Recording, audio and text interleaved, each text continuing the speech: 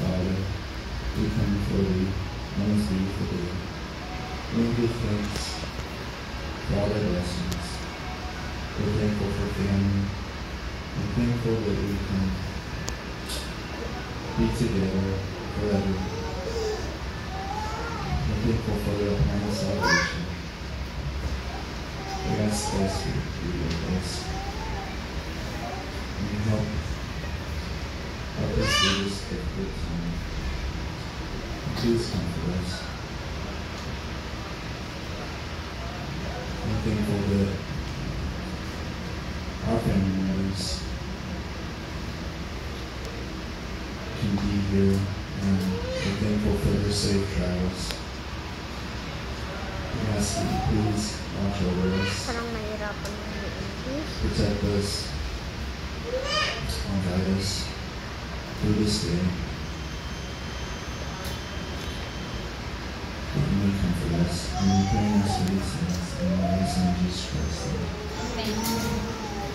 Thank you. So, meron akong scripture pero sa dati kasi, pinakagusto niya talaga ay mag-work sa mga missionary. Gusto niya talaga na sumasama siya sa mga missionary. So, sa mga hindi po nakarap, kayo po ay member po ng simbahan niya sa Cristo, mga ganun sa Magulang, or the Church of Jesus Christ of Latter-day Saints.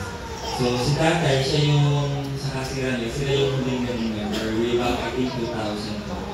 Pero during those times po, kahit kami nawala kami sa simbahan, si tatay, sa sinanay, they're still active na sila yung active sa church.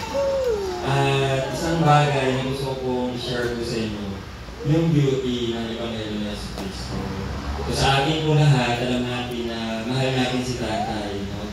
At lahat nasasaktan, umiiyak, naluluro yung puso. We are broken-hearted, devastated, frustrated sa lahat na nangyayari. Pero just wanna share with you po isang scripture thought po wherein kung saan ito yung kumbaga yung plan ng Diyos para po sa atin. Sa 2 Peter chapter 4 verse 4, sabi niya, blessed are all they that mourn, for they shall be comforted. And lahat tayo na-acknowledge natin yung grief, yung tawag na nasasaktan tayo.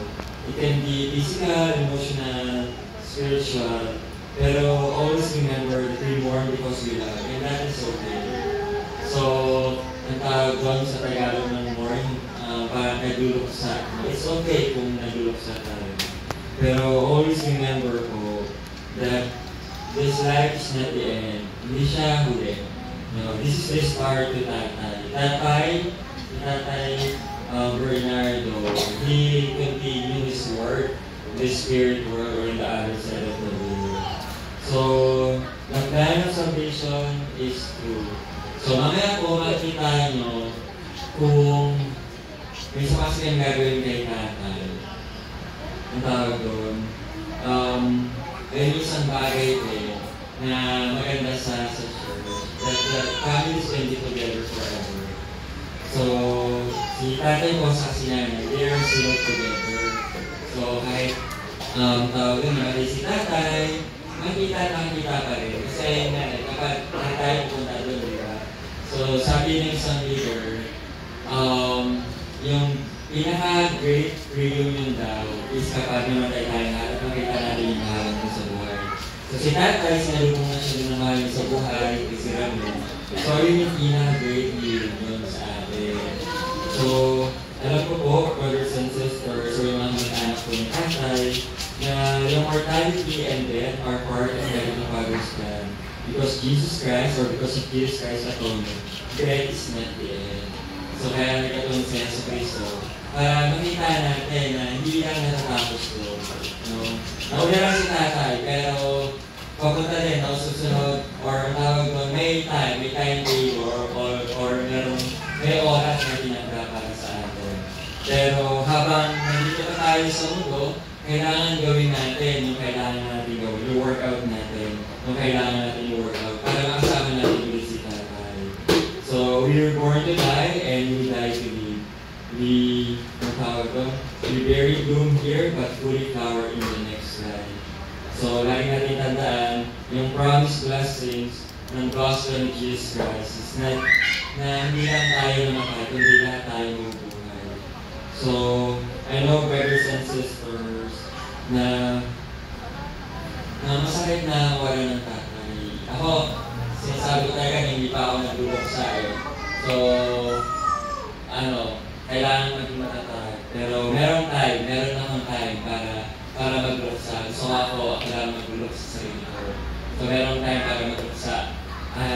Kailangan maging malakas, si nanay, kailangan maging malakas, yung mga kapatid ko, at yung mga ibang naiwan ni tatay. We need to be strong. Kasi marami pa, may mga bata pa, kailangan natin maging malakas. Always remember that the atonement, yung pagbabayad niya sa Kristo ay napakahalaga. And always remember na merong plan, na napakaganda ng plan ng Heavenly Father.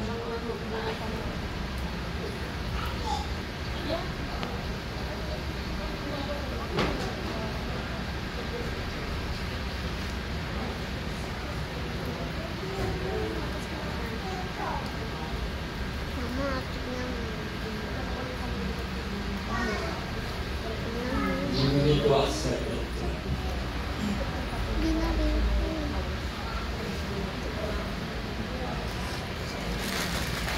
Sometimes it's hard to accept that.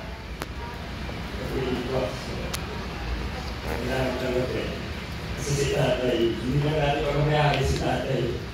Di ba? Lahat tayo, walang tayo pagmamayari sa mundo. No? Kahit yung mga anak natin, hindi naman natin yung sa atin. Natin sa Diyos, kaya hindi pa ako.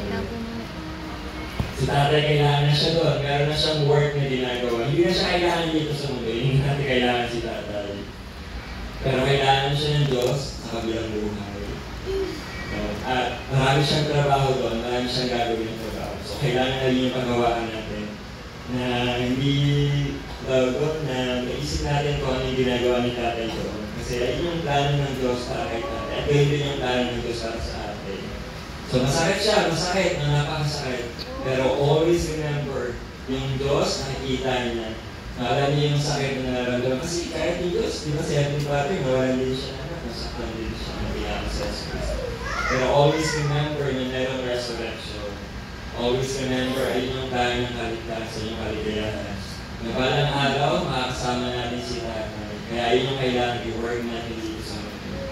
So alam ko po na mahal tayo ni tatay. At masaya siya na makita niya po kayo. No? At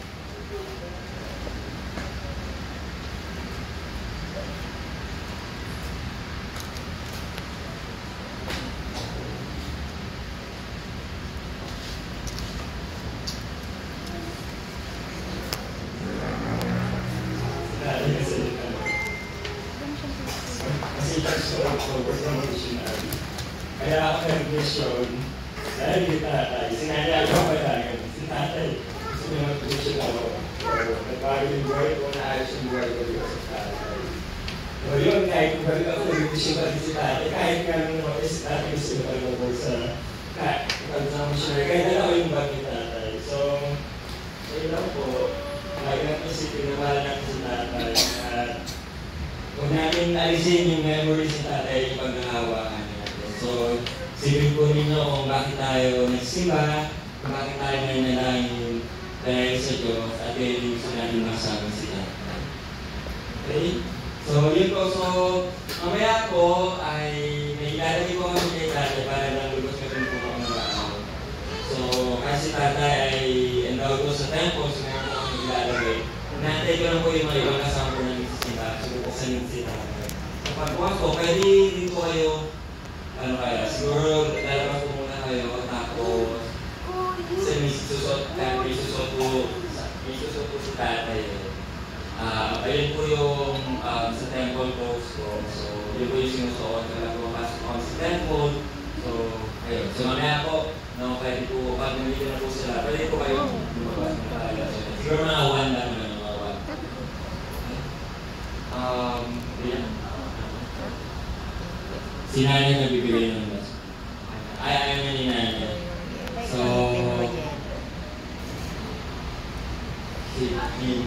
So alam ko po, yung mga bagay nito ay totoo. Mahal natin si tatay. Palakpakan naman natin si tatay. Isang pagdudukay. May isang pagdudukay sa tatay. Tatay ka ng napakasipag, mapagmahal, at napakabait na tatay. Wala akong masabi. Hindi nga ako, parang kami magkakapatid, parang nabibilang lang kung ilang beses kami pinalo. Hindi ko maalala, siguro nabibilang na sa ako. Si ate yung madalas magpalo sa amin. Si tatay parang hindi ko naisip na. Ha? Oo. Pero si tatay, hindi naman mahal si tatay.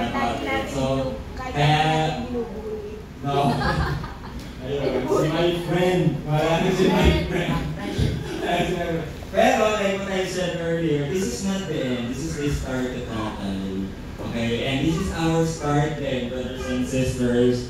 Ito rin yung start natin to work on with our salvation, with our para makasama natin si tatay. So, sa mga Jenny, sila Rian, sila. So, ito yung time to work para makasama si tatay. Kasi ako, ang silb lang ay ako lang ang silb sa si Ramil. Pero yung mga kapatid ko, hindi sila silb. Kaya, kapag hindi ko kayo makakasama. Nakaway na lang ako sa inyo. Ano ka na lang?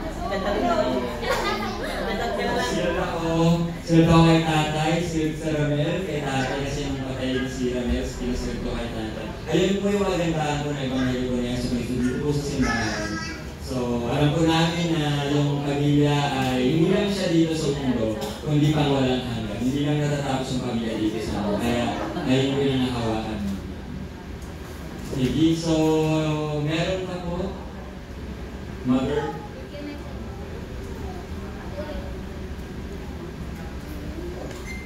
Magpapasiri na rin siya. Sige, kung wala na po, last viewing mo kay tatay, tapos kanta po muna. Tapos mamaya po pala, kung hindi sa rin sa tatay, hindi naman tatay yung gagawin talaga yun. May last viewing ka rin doon sa cemetery.